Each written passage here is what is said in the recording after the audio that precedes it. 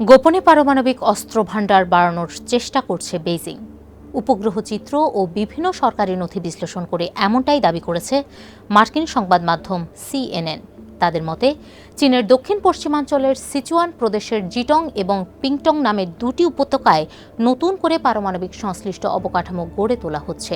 5+ star rating প্রাপ্ত দেশের সর্বোচ্চ বিদ্যুৎ সাশ্রয়ী ওয়ালটন এসি স্মার্ট কমফোর্ট এখন নেক্সট লেভেলে। প্রতিবেদন অনুযায়ী এই দুই উপত্যকায় গত কয়েক বছরে ব্যাপক নির্মাণ কাজ হয়েছে।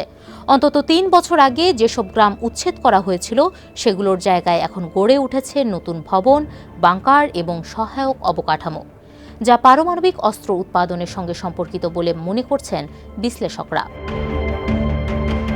2022 থেকে 2026 সালের মধ্যে তোলা উপগ্রহ চিত্রে দেখা গেছে জিটং উপত্যকায় নতুন বাংকার, সুরক্ষা প্রাচীর এবং পাইপলাইন সমৃদ্ধ একটি বড় স্থাপনা তৈরি হয়েছে।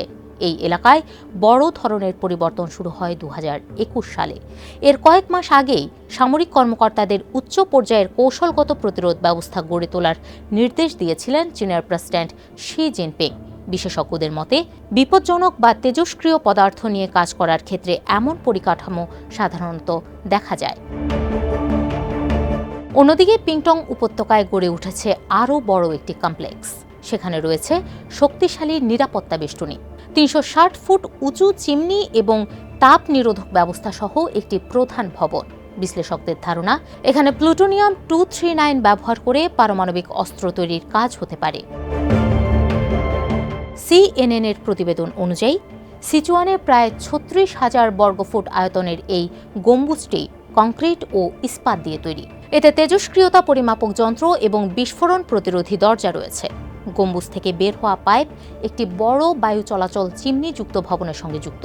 বিশেষজ্ঞদের মতে, ইউরেনিয়াম ও প্লুটোনিয়ামের মতো তেজস্ক্রিয় পদার্থ নিরাপদে রাখার জন্যই এমন নকশা করা হয়। এই স্থাপনাটি একটি পুরনো পারমাণবিক ঘাঁটির ভেতরে তৈরি, যা 3 স্তরের নিরাপত্তা বেষ্টনী দিয়ে ঘেরা। কাছেই একটি সুড়ঙ্গ পাহাড়ের ভেতরে ঢুকে গেছে। 906 নামে পরিচিত এই স্থাপনাটি বিশ্লেষণ করতে 50টির বেশি উপগ্রহ চিত্র ব্যবহার করে একটি ত্রিমাত্রিক মডেল তৈরি করেছে CNN। ভৌগোলিক অবস্থান বিশ্লেষক ডেকার ইভালেথ বলেন যে বাংকারগুলোর ছবি ধরা পড়েছে তা সম্ভবত বিস্ফোরক পরীক্ষার জন্য ব্যবহার করা হচ্ছে। এছাড়া পিংটং এলাকায় তৈরি করা অবকাঠামোর ধরন বিভিন্ন দেশে পরমাণু অস্ত্র তৈরির কেন্দ্রের সঙ্গে অনেক মিল রয়েছে। ইভেলেতের দেওয়া এই বিশ্লেষণ সমর্থন করেছেন হার্ভার্ড বিশ্ববিদ্যালয়ের কেনেডি স্কুল অব গভর্নমেন্টে চীনের পারমাণবিক কর্মকাণ্ড নিয়ে গবেষণারত পদার্থবিদ হুই ঝাং।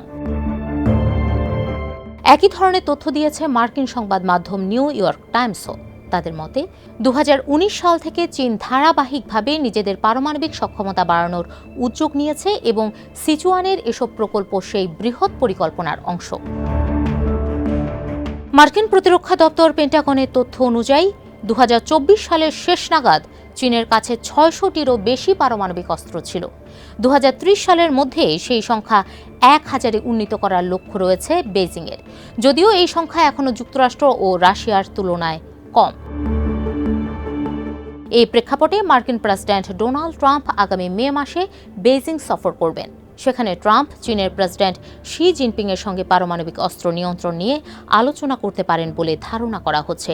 এছাড়া যুক্তরাষ্ট্র ও রাশিয়ার মধ্যে নিউ স্টার্ট চুক্তির মেয়াদ শেষ হয়ে গেছে, তাই নতুন একটি বহুপাক্ষিক চুক্তিতে চীনকে অন্তর্ভুক্ত করতে চায় ওয়াশিংটন।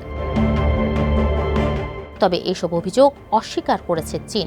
দেশটির প্রতিরক্ষা মন্ত্রণালয়ের মুখপাত্র জিয়াং বিন বলেন, এটা সবারই জানা, চীন কেবল আত্মরক্ষামূলক পারমাণবিক কৌশল অনুসরণ করে এবং প্রথমে পারমাণবিক অস্ত্র ব্যবহার না করার নীতি মেনে চলে। এমন মন্তব্য চীনের সুনাম ক্ষুণ্ণ করা ছাড়া কিছুই নয়। চীনের পররাষ্ট্র মন্ত্রণালয় জানায়, তারা এমন কোনো তথ্য সম্পর্কে অবগত নয়। এছাড়া প্রতিরক্ষা মন্ত্রণালয়ও সরাসরি কোনো মন্তব্য করেনি। এরপরও সিচুয়ানে নির্মিত নতুন স্থাপনাগুলোর অস্বাভাবিক নকশা ও দ্রুত সম্প্রসারণ আন্তর্জাতিক মহলে সন্দেহ বাড়িয়েছে। কারণ বর্তমানে চীন আগাম সতর্কীকরণ ব্যবস্থা তৈরি করেছে, যার মাধ্যমে আসা ক্ষেপণাস্ত্র আগেই শনাক্ত করে পাল্টা আঘাত হানা সম্ভব। বিশ্লেষকদের মতে, চীন তাইওয়ানে সামরিক অভিযান চালালে এই পারমাণবিক সক্ষমতা পশ্চিমা দেশগুলোর জন্য বড় ধরনের প্রতিরোধক হিসেবে কাজ করতে পারে। কার্নেগি এন্ডাওমেন্টের গবেষক টং ঝাও বলেন, চীন মনে করে পারমাণবিক সক্ষমতা প্রদর্শন পশ্চিমা দেশগুলোর ওপর মানসিক চাপ তৈরি করতে পারে এবং তাদের চীনের উত্থান মেনে নিতে বাধ্য করতে পারে।